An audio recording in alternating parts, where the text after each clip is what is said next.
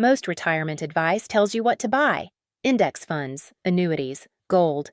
But if you're on a fixed income, Social Security, a modest pension, maybe a small 401k, your biggest financial threat isn't low returns. It's the money leaking out of your budget every single month on things you don't even think about anymore. After years of researching what separates retirees who feel secure from those who don't, I've found it comes down to one thing. The winners cut their monthly overhead before retirement starts eating them alive. The strugglers hold on to everything and hope the math works out. Here are 7 things to seriously consider selling. Each one comes with real numbers. And at the end, I'll give you a simple framework to spot the hidden money drains in your own life.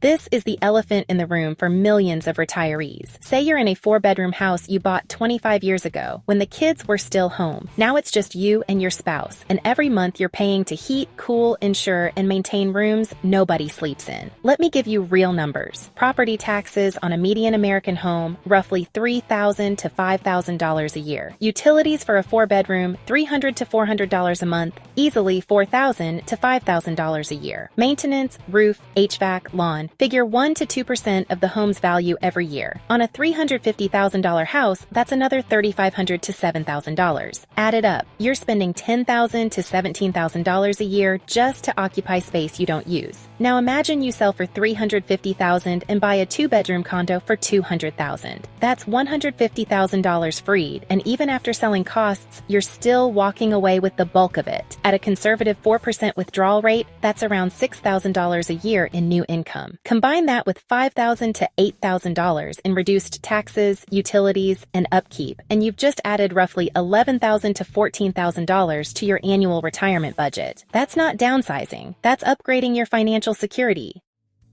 If you're married and retired, ask yourself one question. When was the last time both cars left the driveway at the same time? Let's run the numbers. Insurance, $800 to $1,200 a year. Registration and taxes, $200 to $400. Maintenance, oil changes, brakes, tires, the inevitable repair, $500 to $1,000 a year. Depreciation, the car loses value whether you drive it or not, roughly $1,500 to $2,500. And if you're still making payments, that's another $300 to $500 a month. Even a paid-off second car easily costs you $3,000 to $5,000 a year, $250 to $400 a month, just sitting in the driveway. I spoke with a retired couple in Ohio who did something smart. Before selling, they tested it for 60 days, pretending they only had one vehicle. They coordinated errands. They shared the car. And what they discovered was eye-opening. The inconvenience they feared almost never materialized. They sold the second car, pocketed $8,000 from the sale, and saved $3,500 a year. That's one nice vacation every year from a car they didn't need.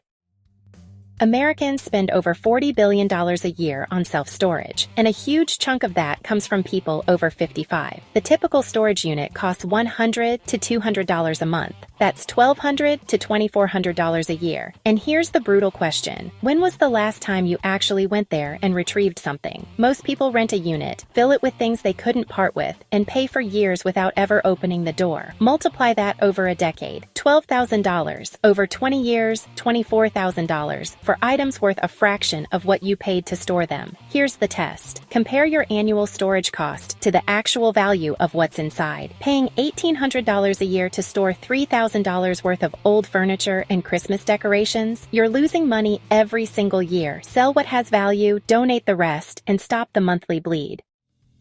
In your 40s, with young kids and a mortgage, that whole life or universal life policy made perfect sense. Your family depended on your income. If something happened to you, the death benefit would replace it. Now you're 67. Your kids are in their 40s with their own careers. Your mortgage is paid off. Your spouse has Social Security survivor benefits and your retirement accounts. So do you still need that policy? If the answer is no, you're paying hundreds of dollars a month for something that no longer serves a financial purpose. A $400 monthly premium is $4,800 a year. Over the next 15 years of retirement, $72,000. For what? Many whole life policies have built up a cash surrender value, sometimes tens of thousands of dollars. You can surrender the policy back to the insurer, take that cash value, and stop the premiums for good. In some cases, you can do even better by selling the policy through what's called a life settlement. A third party buys it, and it can pay more than the surrender value, though it usually depends on your age and health. One caution: surrendering can trigger a tax bill sale on any gain above what you paid in. So before you cancel anything, talk to a fee-only financial advisor. But the core question is simple. Who is this policy protecting, and do they still need the protection?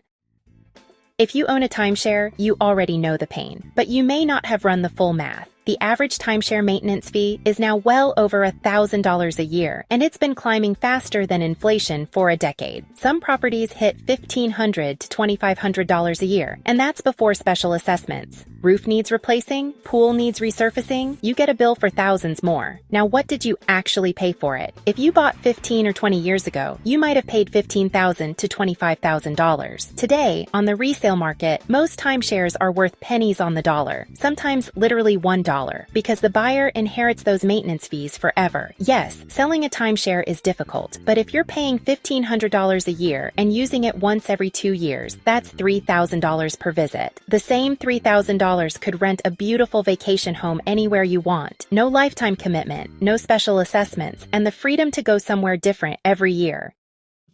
This one is emotionally hard. These aren't just possessions. They're tied to memories, to freedom, to who you were. But let's look at it cold. A boat costs $3,000 to $5,000 a year in storage, insurance, maintenance, and registration, even if it never touches the water. An RV, $2,000 to $4,000. A motorcycle, $1,000 to $2,000. And for a lot of retirees, the thing sits unused 50 weeks a year. You meant to use it, but health, energy, or shifting interests got in the way. Do the per-use math. If you take the boat out 4 times a year and it costs you $4,000 annually to keep, that's $1,000 per outing. You could rent a boat for the day for $300 to $500 and save thousands with zero maintenance responsibilities. Selling the toy doesn't mean selling the joy. It means being honest about the season of life you're in now versus the season you were in when you bought it. This one is small individually, but devastating in aggregate. The average American household now spends over $200 a month on subscriptions, streaming services, magazines, gym memberships, software, meal kits, apps. Many were set on autopay years ago and forgotten completely. For a retiree on a fixed income, $200 a month is $2,400 a year. Over a 20-year retirement, that's $48,000, not even counting what that money could have earned if it were invested. Here's your assignment. Go through your bank statement for the last 3 months. Highlight every recurring charge and ask yourself, for each one, did I actually use this in the last 30 days? If the answer is no, cancel it. If you miss it, you can always resubscribe. But most of the time, you won't even notice it's gone, except in your bank balance. Retirement on a fixed income is a math equation. Every dollar you stop spending on things you don't use is a dollar that stays in your pocket.